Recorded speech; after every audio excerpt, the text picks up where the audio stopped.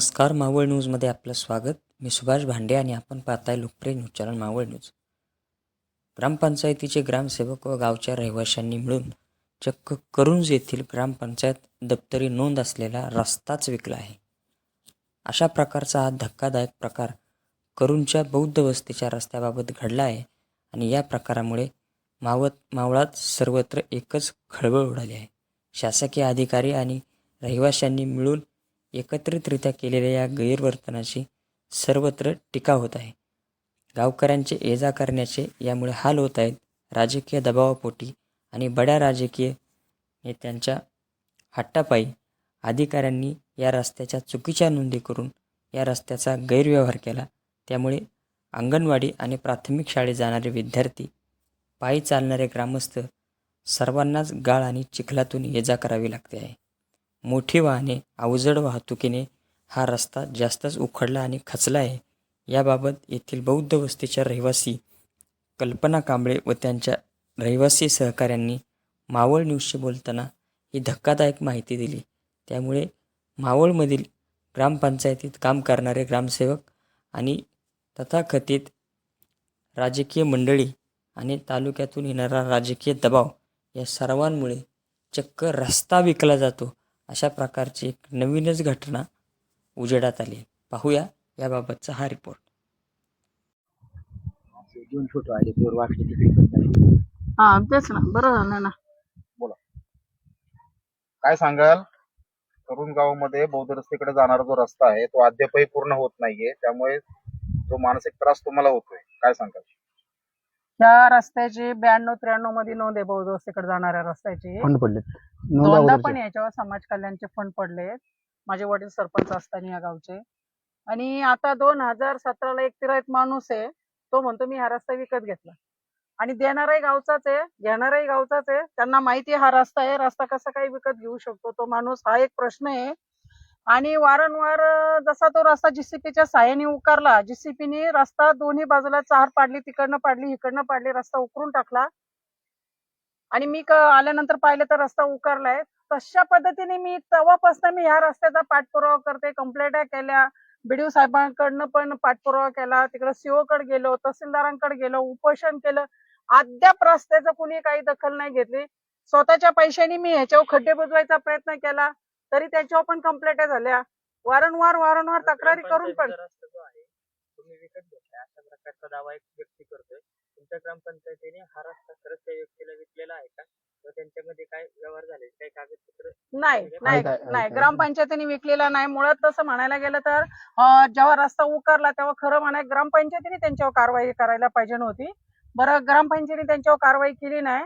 वरून मी वैदिक वस्तीच्या, आमच्या बौद्ध वस्तीच्या लोकांनी कंप्लेंट त्यांच्यावर केली, तर ग्रामपंचायतीने आम्हाला काही त्याच्यात सहकार्य केलं नाही. मी सरपंच ग्रामसेवक लोकांना सतत सांगत होते, आमची फार परिस्थिती, आमची लहान मुलं शाळेत जातात, एकदम लहान, आणि कोण अंगणवाडीला जातोय, कोण पहिलीला जातोय, दुसरीला जातोय, सकाळी 7ला शाळा असते, कधी कधी मुलांचे अत्य हाल होतात तिथून जायला. आताही अद्याप ग्रामपंचायतीने काही ह्याच्यावर लक्ष नाही दिलं.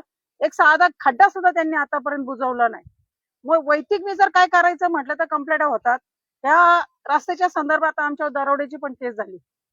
त्या लोकांना मी सांगायला गेले, बोलायला गेले, तर त्यांनी मला खूप घाण शिव्या देऊन माझ्या उलट दरोड्याची केस टाकली. माझ्या नवऱ्यावर, माझ्यावर अति त्रास झालाय. असं झालंय की हे गाव सोडून जावं, कुठं इथं राहायला नको.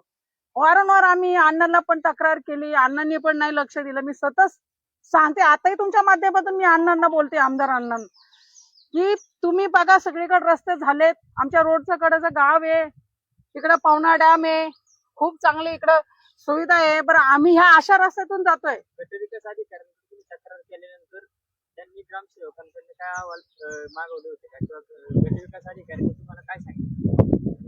आम्ही गटविकास अधिकारी ना बीडीओ साहेब त्यांच्याकडे तक्रारी केल्या ना, तर त्यांनी काय केलं, एक भूमकर मॅडम, एक जंगली मॅडम आणि ग्रामसेवक यांना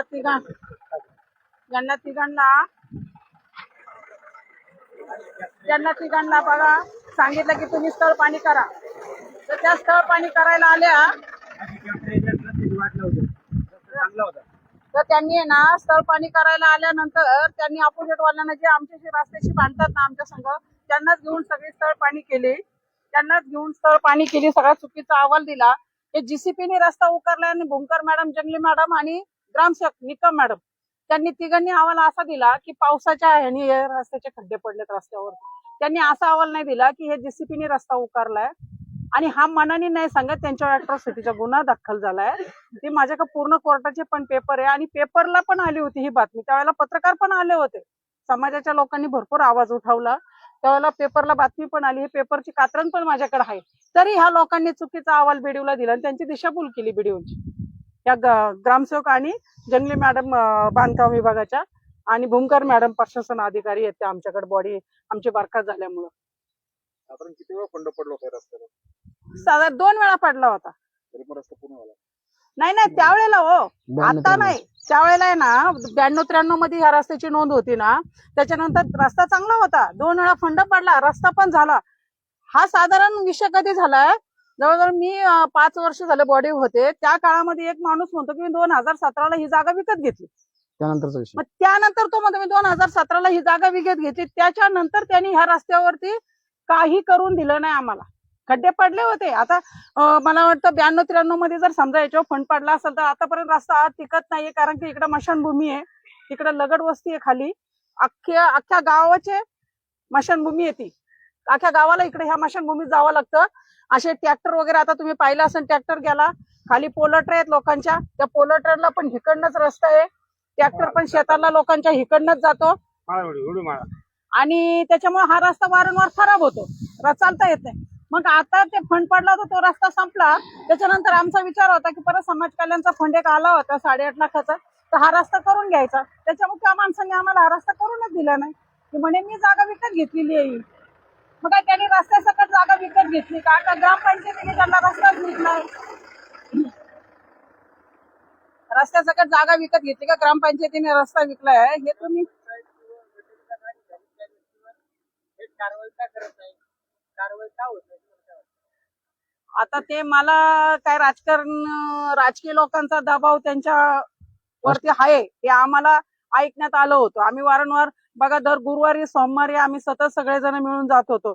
आमच्याकडे भरपूर पेपर आहे, भरपूर माहिती काढलेल्या आहेत. तर त्यांच्यावर राजकीय दबाव असल्यामुळे गट विकास अधिकाऱ्यांनी अजिबात ह्याच्यामध्ये लक्ष दिलं नाही. ते स्वतःना आम्ही रिक्वेस्ट केलं की सर तुम्ही चला, पीडीओ साहेबांना चला, तुम्ही समोर बघा आमची काय परिस्थिती आहे आणि कसं आम्ही जायचं. तर ते नाही आले. ते म्हणायचे मला की मला वरून दबाव आहे, मी नाही काय करू शकत. मग ह्याच्यासाठी जर आम्हाला आमदाराच्या पाया पडायला लागत असेल एवढ्या रस्त्यासाठी, बघा रस्ता किती आहे, एक असेल का किती 50 फूट असेल. याच्यासाठी जर आम्हाला आमदारांच्या पाया पडायला लागत असेल तर ह्याच्यापेक्षा वाईट दिवस कुठलाच नाही येऊ शकत. खरंच कुठला नाही येऊ शकत. फक्त मोठ्या मोठ्या बाता असतात आणि बघा आता सगळीकडे रस्ते होतात. पंतप्रधान सडक योजना तिथून इथं आली आणि आमच्या बौद्ध वस्ती लोकांचीच जागा घेतली. कोणी 1 गुंठा पण दिलाय नाही रस्त्याला. त्यांना विचारा, हे त्या रस्त्याने येतात. नाना इकडे तुम्ही सांगा समोर कुणाची जागा गेली? पंतप्रधान सडक योजना आली, कुणाची? आमच्याच बौद्ध वस्तीच्या लोकांच्या जागा घेतल्यात. ह्या गावातल्या लोकांनी उभं राहून हे ठामपणाने मी तुम्हाला सांगते आणि सिद्ध करून दाखवल. त्या गावातील लोक तिथं उभे राहिले आणि आमच्या लोकांच्या जागा घेतल्या. गरीब लोक आहेत आमची, कोणी भांडणारी नाही, बोलणार नाही. फक्त मी आवाज उठवते ना तर माझ्यावर अशा दरोडेच्या केसेस टाकतात ही लोक गावातले. आणि आमच्या लोकांची 2-2 शेत आहेत. लय केलं तर 5-5, 10-10 गुंठ्याचं एक शेत आहे. त्याच्यातून रस्ता गेलाय आणि तुम्ही कधी भेटले का? त्यांनी काय भेटले? आणि हा रस्ता नाही, आम्हाला भेटलो करून देत नाही. नाही, मी अण्णाला समोर जाऊन नाही भेटले. आता त्या दिवशी गेले होते, एक 10-15 दिवस झालं. ज्यांनी बुरुम टाकलं ना त्यांना अण्णांनी फोन केला की तू तिथं बुरुम का टाकला म्हणून. मी स्पष्ट बोलते. आता तो माणूसाला जर समजा अण्णांनी विचारलं तर तो सांगेल की नाही सांगेल हा त्याचा विषय, की फोन केलाय नाही केलाय. बरं त्यांनी मला सांगितलं की मला फोन आला होता, बुरुम का टाकला. मग मला फोन आल्यानंतर मी लगेच गेले अण्णाकडे. म्हणले अण्णा तुम्ही बघा त्या रस्त्याची काय परिस्थिती आहे. तर बोलले माझ्याकडं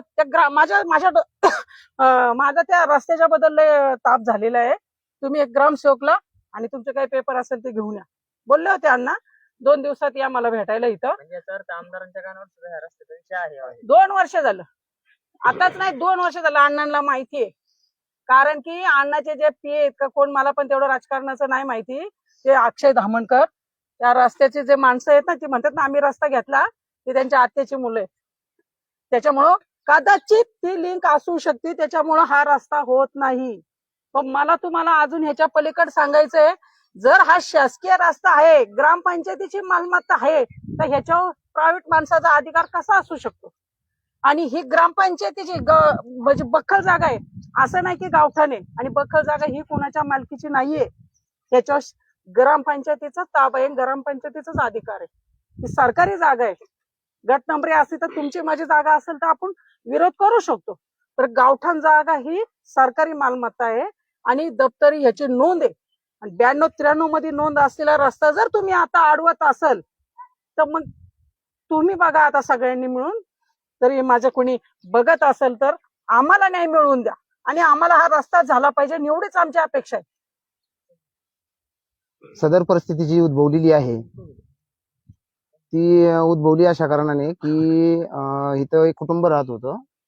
त्यांची 450 स्क्वेअर फीटची इथं घर होतं. तर ते घर इथं त्यांना पुरं पडत असल्यामुळे कुटुंब वाढल्यामुळे ती रानावरती शेतावरती राहायला गेली. आणि काही तत्कालीन कोणी अधिकारी असेल किंवा सरपंच असेल त्यांना हाताशी धरून बोगसरित्या या जागेची त्यांनी नोंद घातली. 450 स्क्वेअर फीटची नोंद 20,000 स्क्वेअर फीट घातली. आणि सुनावणी दरम्यान त्यांना विचारण्यात आलं की तुम्ही 450 स्क्वेअर फीटची ही जागा 20,000 स्क्वेअर फीट कशी वाढवली? तर म्हटले की आमची ही फेर आकारणीमध्ये आमची एवढी नोंद वाढली. खरंच अशी बखळ जागा नावावर करता येते का? शासनाचा GR आहे 2006चा की कुठलीही बखळ जागा कुठल्याही मालमत्ते प्रायव्हेट माणसाच्या नावावर करू नका. आणि ही 2012ला बोगसरित्या यांनी ही जागा नोंद घातली. त्याला ग्रामपंचायतीचा ठराव नाहीये. तसा आम्हाला लेखी उत्तर ग्रामपंचायतीने दिलेलं आहे की या जागेचा कुठलाही ठराव वगैरे काही उपलब्ध नाहीये किंवा तसा काही ठराव झालेलाच नाहीये. आणि अशी 20,000 स्क्वेअर फूट जागा फेर आकारणीमध्ये वाढवता येते का? आणि तसं ग्रामपंचायतीला तसा ऑथरायझेशन आहे का अशी कुठली जागा 20,000 स्क्वेअर फीट कोणाच्या नावावर करून द्यायची? आणि त्याचा ग्रामपंचायतीचा ठराव नसताना अशा ह्या आणि मग ती लोक तिकडे राहायला गेल्यानंतर त्यांनी ही 20,000 स्क्वेअर फीट जागा नावावर केल्यानंतर याला 2 गुंठे विक, त्याला 2 गुंठे विक. आणि ज्यांनी ही जागा विकत घेतली ते लोक आम्हाला त्रास करतायत, तिथं अतिक्रमण करतायत, रस्त्यांवर अतिक्रमण करतायत, येण्या जाण्यावरती प्रतिबंध घालतायत. त्यात काही राजकीय वैमनस्य असतात गावामध्ये. मी सरपंच केला उभा राहिलो, मला साथ नाही दिली, त्याने सरपंच केला उभा राहिलो, मला ना साथ दिली. मग ते वैयक्तिक राग अशा पद्धतीने काढून लोकांना त्रास देण्याचा प्रयत्न चालू आहे. या संदर्भामध्ये तुम्ही कोणकोणत्या अधिकाऱ्यांसोबत पाठपुरावा केला? आम्ही CO साहेबांना अप्लाय केलेलं आहे, कलेक्टर साहेबांना केले, तहसील साहेबांना केले, BDO साहेबांचा तर कंटिन्युअसली पाठपुरावा आहे. हजारो पत्र ग्रामपंचायतीला केलेली आहेत आणि आमचा कंटिन्यू पाठपुरावा त्यांचा आहे. आम्ही ग्रामपंचायत अवलोकन करून त्यांच्याकडनं ते पेपर मागवले, या सगळ्या गोष्टी झाल्या. तर यावरती कारवाई. बरं, या रस्त्याचा विषय काय, मी किंवा वस्ती किंवा एकटी ही लोक काय या रस्त्याचा उपभोग घेत नाहीये. पूर्ण गावाला या रस्त्याची गरज आहे. स्मशानभूमीवर जाण्याची गरज आहे. तिकडे मागे लोक राहतात त्यांना त्या रस्त्याची गरज आहे. इकडे हा माणूस राहतो याला या व्यक्तीची अडचण आहे रस्त्याची. तर खूप पाठपुरावा केल्यानंतर उपोषण केल्यानंतर त्यांनी आम्हाला काही आश्वासनं दिली, पण त्यांची पूर्तता काय ते अजूनपर्यंत करू शकलेली नाही. वर्षापासून हा पाठपुरावा करतोय? आम्ही जवळजवळ आता 2 वर्ष कंप्लीट होत आली की आम्ही उपोषण केलं होतं 2 वर्षापूर्वी. तेव्हापासून पाठपुरावा कंटिन्यू चालू आहे. दर सोमवार दर गुरुवार आम्ही वडगावला जाऊन तिथं बसतोय ऑफिसला, पण आमचा काही निकाल लागत नाही. ज्यावेळेस तुम्ही उपोषण केलं त्यावेळेस तुम्हाला काय आश्वासित करण्यात आम्हाला आश्वासित असं करण्यात आलं की या बोगस जागा ज्या आहेत याच्या नोंदी कॅन्सल होतील आणि त्यावरती जे काही व्यवहार झालेत तेही कॅन्सल होतील. आणि ज्या काही लोकांच्या अडवणूक केल्या, उदाहरणार्थ समोर पहा हे शेड झालेले, तर हे शेड काढून ग्रामपंचायत तसं लेटरही दिलं या शेडवाल्यांना की तुम्ही ते शेड अनधिकृत असून तुम्ही ते शेड काढून घ्या. पण त्यानंतर ग्रामपंचायत कुठलाही पाठपुरावा केला नाही आणि पाठपुरावा केला नाही आणि कुठलाही पाठपुरावा केला नाही ग्रामपंचायतीने आणि त्याच्यावरती काही पूर्व कारवाई झाली नाही. आपल्याला त्यांनी हे बघा, हे 2000 त्यांनी उपोषण सोडण्यासाठी जे दिलं होतं हे पत्र हे ग्रामपंचायतीने दिलेलं. ते तत्कालीन कोण कोण सरपंच होते, काय होते आणि कोण हे होते. त्यानंतर हा पत्र आहे बघा, हे आम्हाला ग्रामपंचायतीने दिलंय की तुमच्या जागेची कुठली नोंद तशी काही उपलब्ध नाहीये, नीट दाखव. ग्राम हे उपलब्ध नाहीये. त्यानंतर हे आम्हाला आश्वासित करण्यात आलं होतं उपोषण मागे घ्या म्हणून त्यांनी आश्वासन दिलं होतं. त्यानंतर हे उपोषण मागे ज्यावेळेस आम्ही घेतलं त्यावेळेस त्यांनी आम्हाला आश्वासन दिलं होतं की या तुमच्या मागण्या पूर्ण केल्या जातील. हे बघा याच्यावरती लिहिले. यामध्ये किती मागण्या पूर्ण झाल्या? कुठलीच एक पण मागणी पूर्ण एक पण नाही नाही झाली. एक पण नाही झाली. वरून आम्हाला त्यांनी थोडं विचारलं पण नाही साधं. विचारलं पण नाही का काय कंडिशन. हा. ह्याचे फोटो दाखव, ह्याचे रस्त्याचे. हे बघा सोड, मी दाखवते चल. हे बघा चल, एक मिनिट. हा 92-93 मध्ये बौद्ध वस्तीकडे हरिजन वस्ती लिहिलेली आहे. इकडे बौद्ध वस्तीकडे येणारा हा आठ ग्रामपंचायतीने तयार केलेला 92-93 मध्ये व्यवस्थित अगदी ठराव घेऊन पास केलेला आहे. आणि त्यावेळेला बखल जागेच्या नोंदी होत होत्या ग्रामपंचायत रस्त्यासाठी. ज्या रस्त्याने ज्या लोकांनी रस्ता उतरला त्याच्या साहाय्याने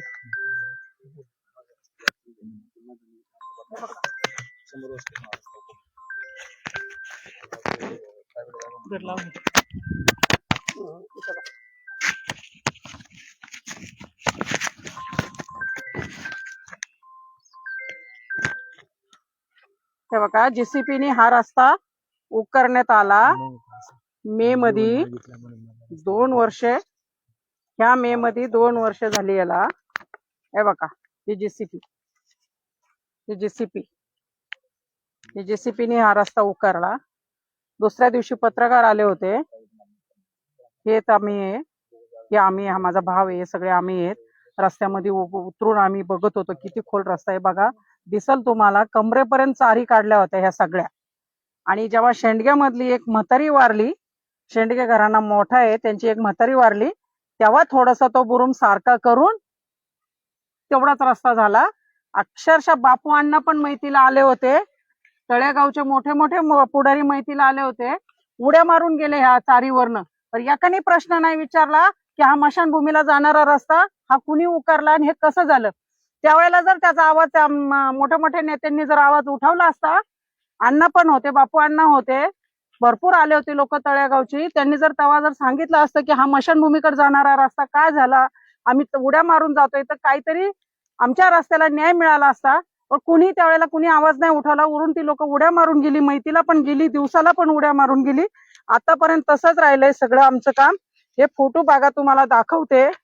गावच्या रस्त्यासाठी आम्ही स्वतः आमच्या जागा हे बघा असे खड्डे होते, वरून कपडे धुतात खड्ड्यामध्ये. खड्डे इथं खाली आहेत, वरून सिमेंटचा रस्ता झालेला आहे, वरून पाणी त्या खड्ड्यामध्ये तुंबतं.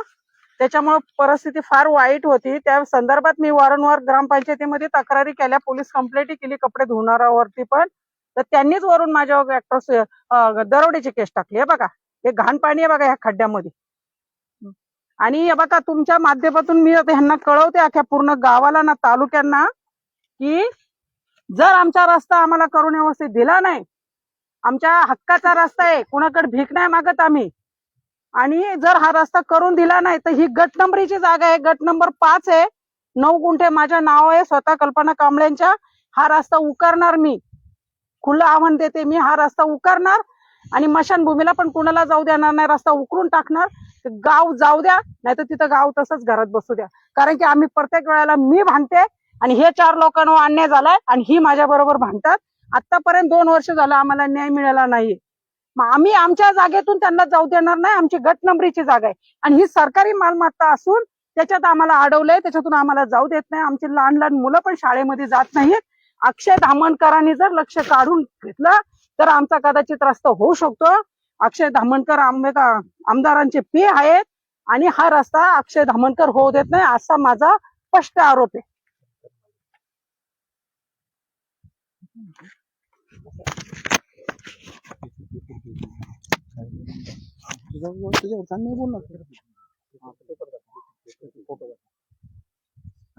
नमस्कार, मी संदीप दळवी.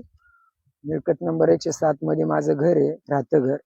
वडिलां म्हणजे 50 ते 60 वर्ष झाल्यापासून आमचे घर वास्तव्यस्थित आहे आणि येण्या जाण्याचा रस्ता माझा अडवला गेला.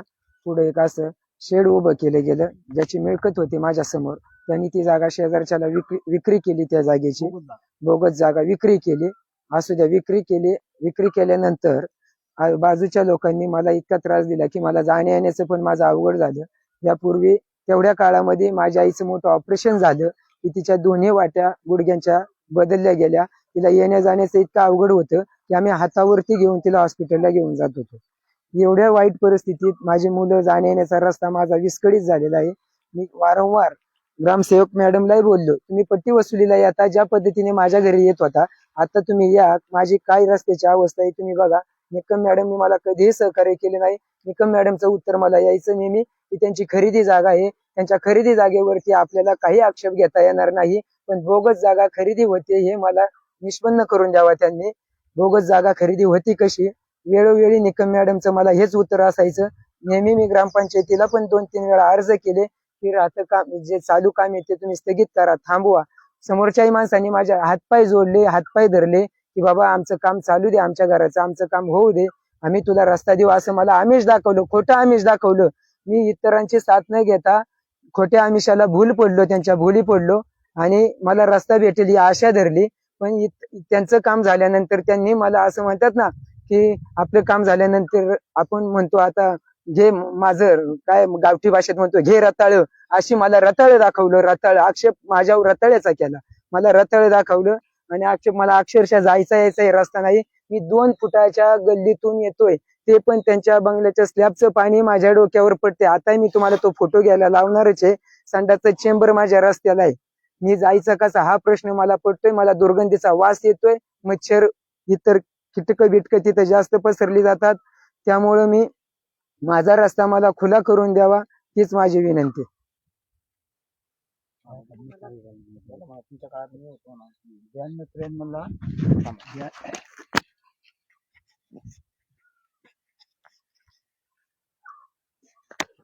92-93 ला सरपंच यादव माधव सोनवणे होते. त्या बॉडीमध्ये मी माधव लगड होतो आणि माझ्या काळात आहे ना समाज कल्याण खात्याचा रस्ता हे फंड पडलेला आहे. हा? तुम्ही साक्षीदार आहे त्याला? आणि मी त्या साक्षीदार आहे, त्या बॉडीचा मी साक्षीदार आहे.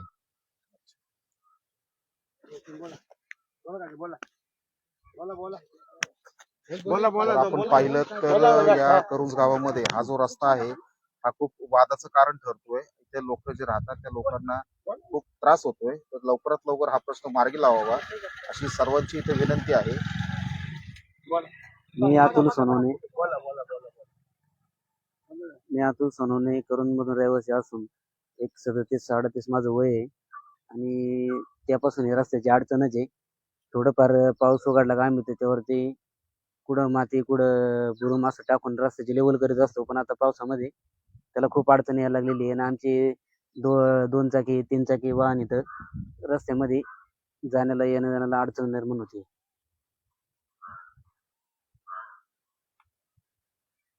तर आपण जर पाहिलं तर हा जो रस्ता आहे हा खूप वादाचा प्रश्न इथं ठरतोय. तर गावकऱ्यांची विनंती आहे की आमदारांनी आणि इतर लोकांनी जे स्थानिक आपले जे लोकप्रतिनिधी आहेत त्यांनी याकडे लक्ष घालून हा तुर्तास जो प्रश्न आहे तो मार्गी लावावा. मावळ परिसरासाठी मनोज मोरे, धन्यवाद.